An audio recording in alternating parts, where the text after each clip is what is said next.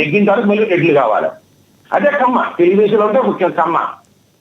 So ఇటువంటి రాజకీయాలకు స్పష్టి చెప్పండి అన్నారు కానీ పవన్ కళ్యాణ్ గారు మరో ఉద్దేశం కాదు. ఈ రాజకీయ పార్టీలు రాజకీయాలు మీరు వైసీపీని తిట్టుకోండి, టీడీపీని తిట్టుకోండి, జనసేనని తిట్టుకోండి, మీ స్వార్థ ప్రయోజనాల కోసం కులాన్ని రెచ్చగొట్టకండి. చంద్రబాబు గారి కామెంట్స్ మీద మీరు ఏమంటారు సార్? చంద్రబాబు గారు తిరిగిపోతే ముందు రెడ్లు కొట్టుకు కావండి, కమ్మల కొట్టుకు కావండి, అప్పుడు కాపులు కొట్టుకు చేస్తారు. మీరేమో అధికారం చేయాలా, కాపులు కొట్టుకు కావాలా? ఎంతకాలం చేస్తారు సార్ ఈ వైసీపీ రాజకీయాలు అని పవన్ కళ్యాణ్ గారు చెప్పారని నేను భావిస్తున్నా. ఇంకోటి చంద్రబాబు గారు ఒక కామెంట్ చేశారు, యేసు ప్రభుకి ఏదో అన్యాయం జరిగిందని ఎమ్మటనే ప్రభువా నన్ను క్షమించని అడిగావు, వెంకటేశ్వర స్వామికి జరిగితే నువ్వు క్షమించమని అడగవా అని ప్రశ్నించారు అసెంబ్లీలో. ఏమంటారు? అది కరెక్ట్ అండి. ఇప్పుడు ఎవరి మతం వాళ్ళు ఇష్టం సార్. క్రిస్టియన్ సీఎం అవ్వకూడదు అనేది లేదు, హిందూ సీఎం అవ్వకూడదు లేదు, ముస్లిం అయినా సీఎం అవ్వచ్చు, తప్పులే. అలాగే నా మతాన్ని నేను హిందువుని కాబట్టి నేను గౌరవించుకోవచ్చు. ఒక సీఎం అయిన తర్వాత అన్ని మతాలని సమానంగా చూడాలి. జగన్మోహన్ రెడ్డి గారైనా చంద్రబాబు నాయుడు గారు అన్నానే, నీ మదరో నువ్వు చదివేది బైబిల్ పట్టుకు తిరిగి యేసుప్రభుని క్షమాపణ కోరినప్పుడు వెంకటేశ్వర స్వామిని తప్పు అయిపోయింది, తప్పు అయితే అయ్యి ఉండొచ్చు, క్షమించాలంటే ఏం పోయిందండి? నష్టం వచ్చేసిందా?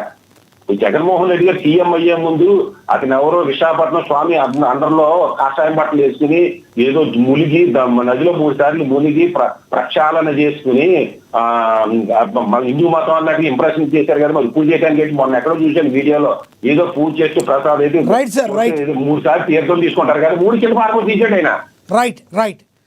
నేను అనేది, నేను ముస్లిం, నేను క్రిస్టియన్నే, నేను హిందూ పూజలు చేయడంలో తప్పు. ఇప్పుడు నేను ఉంది సార్, నేను హిందూని, ముస్లిం మతం పూజలు చేయడం ఇష్టం ఉండదు, మరి ముస్లింలు అగౌరవపరచను.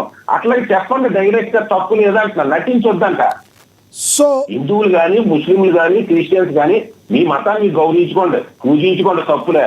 మీ ఓట్ల రాజకీయాల కోసం మతాలను నటించొద్దంట. రైట్. మీ అభిప్రాయం వాడుకోకండి అంట. మీ అభిప్రాయం అర్థమైంది. జరిగితే జరుగుండొచ్చు. ఒక రాష్ట్ర ముఖ్యమంత్రిగా తిరుపతి దేవస్థానంలో కల్తీ జరిగిందా లేదా నాకు తెలియదు, తెలియాల్సిన అవసరం కూడా లేదు. మీరు విచారణ చెప్పండి, ఎంక్వైరీ చేసుకోండి, తప్పులుంటే తప్పు చేసిన శిక్షించండి అని జగన్మోహన్ రెడ్డి గారు ఒక ముఖ్యమంత్రి ఉందాకంగా మాట్లాడి ఉంటుంటే ఇవాళ రాద్ధాంతం లేదు. ఆ శిక్ష నిరూపణ అయ్యేటప్పుడు, శిక్ష పడేటప్పుడు వాళ్ళ మనవలు కూడా పుట్టిన తర్వాత కూడా శిక్షలు కంపెనీలతో ఇప్పుడున్న కోర్టు హిస్టరీ చూస్తుంటే నెత్తిని తీసుకుని నేలం తీసి నెత్తుకు పంపుకుంటారు జగన్మోహన్ రెడ్డి గారు అనుభవించారంటే. రైట్. మీ అభిప్రాయం అర్థమైంది. కంక్లూడ్ చేతులు గారు అందుబాటులో ఉండండి. ఎస్ యశ్వంత్ గారు నమస్తే అండి. యశ్వంత్ గారు నమస్కారం. అలాగే యశ్వంత్ గారు, నిన్న పవన్ కళ్యాణ్ గారు అసెంబ్లీలో చేసిన వ్యాఖ్యలను ఏ కోణంలో చూస్తారు? మాట్లాడండి ప్లీజ్. సార్, ముందుగా పవన్ కళ్యాణ్ గారు 3 పాయింట్స్ ని మెయిన్ గా మాట్లాడారు. వైసీపీ ప్రభుత్వం 11 మంది ఉన్నా కూడా 100 మంది లాగా బిహేవ్ చేస్తున్నారు మాట్లాడారు. 2 ఏది మాట్లాడి అది ఈ 2 అంటే ఎలా ప్రవర్తిస్తున్నారంటే, మాట్లాడినా కూడా 11 మంది కాదు 100 మంది ఇచ్చినట్టుగా ఆ తప్పునే నిజమన్నట్టుగా వీటిని ప్రవర్తించడానికి తప్పు అని చెప్పి ఒక మాట మాట్లాడారు. దీనికి ఉదాహరణ ఏంటంటే, పవన్ కళ్యాణ్ గారు ఏం చెప్పారు? వీటి అదే మాట్లాడుతున్నారు అన్నారు. పవన్ కళ్యాణ్ గారు వీళ్ళ వయసు వాళ్ళందరూ మమ్మల్ని 1100 అని చెప్పి మాట్లాడారు కదా. మరి వీడియో చూపిస్తాను సార్. అదే అసెంబ్లీలో అదే పవన్ కళ్యాణ్ గారు దాని పక్కనే ఇంకో మాట మాట్లాడారు. ఒక్క నిమిషం సార్.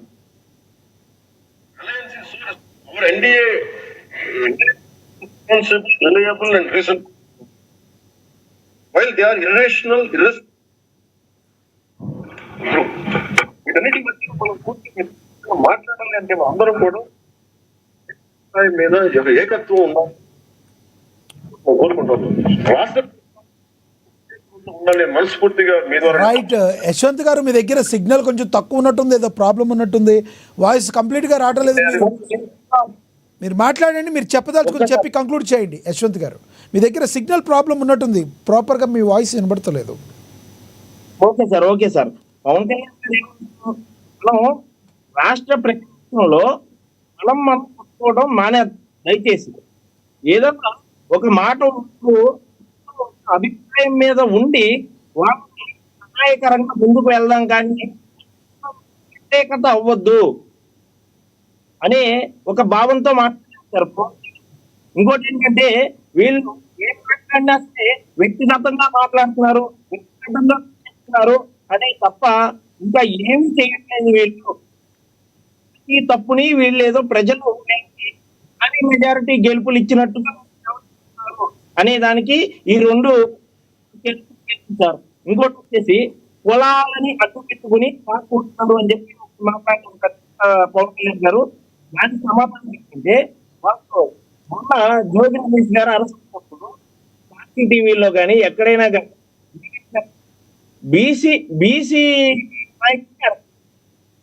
నాయకుడిని అరెస్ట్ చేశారు, లేకపోతే బీసీల సంఘం మనిషిని అరెస్ట్ చేశారు అని చెప్పి చాలా మంది నాకు తెలుసు నాయకుడు బీసీ నాయకుడు అంటాడు. రైట్ యశ్వంత్ గారు మీ వాయిస్ ప్రాపర్గా వినపడతలేదు, కొంచెం ఇబ్బందిగా ఉంది. ఏదో ప్రాబ్లం సిగ్నల్ మీ దగ్గర మేబీ తక్కువ ఉన్నట్టు. కంక్లూడ్ చేయండి, చివరిగా ఏం చెప్తారు చెప్పండి సార్. దీంట్లో వైసీపీ అన్ని వ్యక్తిగత విమర్శలు అన్ని తగ్గించేసి ప్రజలకు ఉపయోగపడే పరంగా వీళ్ళు ముందుకు వస్తే అందరూ బాగుంటారు. అలా కాకుండా వ్యక్తిగత వెళ్తే అందరూ దాన్ని ఆలోచించుకుంటూ ముందుకెళ్ళాలి కోరుకుంటున్నాను. రైట్, మీ అభిప్రాయం అర్థమైంది. ఎస్, లక్ష్మణరావు గారు కంక్లూడ్ చేయండి టాపిక్ మీద. లక్ష్మణరావు గారు, పవన్ కళ్యాణ్ గారు కులాల మతాల గురించి తిట్లు తిట్టి వెనక దాక్కున్నారు, కులం షాట్ని దాక్కుంటున్నారు అన్నారు. ఎస్, మంచి తిట్టినా వాళ్ళ కులాన్ని వెనకేసుకుని వస్తూ ఉన్నారు, కులం కార్డు వాడుతూ ఉన్నారు. మరి గతంలో 2019-20 మధ్య పవన్ కళ్యాణ్ గారి చేతుల రాధాంతం తిట్లన్నిటికి ఆయన మీద గానీ ఆ రోజున కానీ యాక్షన్ తీసుకొని అరెస్ట్ చేస్తుంటే పవన్ కళ్యాణ్ అరెస్ట్ చేశారని అంటారా, లేదా కాపు జాతికి సంబంధించిన పవన్ కళ్యాణ్ అరెస్ట్ చేశారని రోడ్ల మీదకి వస్తారా? మంచిదే, రేపు పొద్దున భవిష్యత్తులో పవన్ కళ్యాణ్ గారు ఆడిన మాటలు ఆయనకే వర్తిస్తాయి, తప్పలేదు. మంచి మాట అన్నారు. మీరు ఎక్కడ కూడా పవన్ కళ్యాణ్ గారు ఏంటి ఇలాగ అన్నారు అన్నట్ల మంచి మాట అన్నారు. భవిష్యత్తు కాలంలో కూడా ఇదే పవన్ కళ్యాణ్ గారిని అరెస్ట్ చేసినా, పవన్ కళ్యాణ్ గారి మీద ఏం జరిగినా పవన్ కళ్యాణ్ గారికే జరిగిందని చెప్పాలి తప్ప అది కాపు కులానికి సంబంధించిన పవన్ కళ్యాణ్ జరిగిందని అర్థం కావట్లేదు. లక్ష్మణరావు గారు మీరు అనే మాట ఏం అర్థం కావట్లా. పవన్ కళ్యాణ్ గారు నా కాపు కులం కోసం అని చెప్పి ఏమన్నా మాట్లాడారా? ఆయన నా గురించి రావాలని చెప్పారు అసెంబ్లీలో. చెప్పిన వాళ్ళు కులం చాటును మాటను దాక్కోవద్దు అని చెప్పారు. మీరేం చెప్తారు? మీకు అర్థమవుతుందా? మీరు మీ అంబటి రాంబాబు గారి గురించి మాట్లాడుతున్నారా, మీరు పవన్ కళ్యాణ్ గారి గురించి మాట్లాడుతున్నారా? వినండి సార్, ఎవరైనా అంబటి రాంబాబు గారు అయినా, యోగ రమేష్ అయినా, నేనైనా, ఎవరైనా ఎవరైనా సరే మాట్లాడి కులాన్ని ఎంటబట్టుకొని వస్తున్నాను అన్నప్పుడు ఇదే పవన్ కళ్యాణ్ గారు మాట్లాడితే, ఇదే పవన్ కళ్యాణ్ గారు గతంలో ఎన్నో మాట్లాడారు, ఎన్నో రచ్చపెట్టే కార్యక్రమం చేస్తారు. ఇప్పటి వెళ్ళినప్పుడు కూడా ఒక వీధి రౌడీ లాగా ఆ కారు మీద ఎక్కి వెళ్ళినప్పుడు కూడా అరెస్ట్ చేసే పరిస్థితులు ఉన్నాయి. కానీ ఎందుకు చేయలా? ఒకవేళ అరెస్ట్ చేస్తే, ఇదే రచ్చగొట్టే కార్యక్రమం చేస్తే, పవన్ కళ్యాణ్ అరెస్ట్ చేస్తే కాపు జాతికి కాపులు తిరగబడండి అనే ఒక ప్రకటన ఇవ్వచ్చు ఏమని చాలా కవింపు చర్యలు చేస్తారు. కానీ ఎక్కడ పవన్ కళ్యాణ్ గారిని ఏమల్లా మళ్ళీ మీ కాపు కులం ఓట్ల కోసం మీరు రాజకీయ చట్టాన్ని ఆపేశారు. ఒక మాట, కాపు కులం ఓట్ల కోసం వైసీపీ మీరు మాట్లాడండి, మీరు అధికార ప్రతినిధిగా మాట్లాడుతున్నారు. కేవలం కాపు కులం ఓట్ల కోసమే పవన్ కళ్యాణ్ గారు మీరు అరెస్ట్ చేయలేదు అంటారు, మీరు అంతేనా? వినండి, అప్పుడు ఓట్ల కోసం పవన్ కళ్యాణ్ గారిని మేము అరెస్ట్ చేయలేదండి, మీరే అన్నారు కదా. ఇప్పుడు పవన్ కళ్యాణ్ వినండి, నేను అల్లా, నేను అన్నమాట నేను ఎందుకు మీరు అంటారు? మీరే అన్నారు కదండి. ఇప్పుడు కార్యక్రమం వినండి, చెప్పండి. నేను అన్నమాట ఆపదొచ్చు. కాపుల్లో రచ్చగొట్టే ప్రయత్నం మీరు చేశారు లేదా? పవన్ కళ్యాణ్ అనేవాడు కాపు జాతికి సంబంధించిన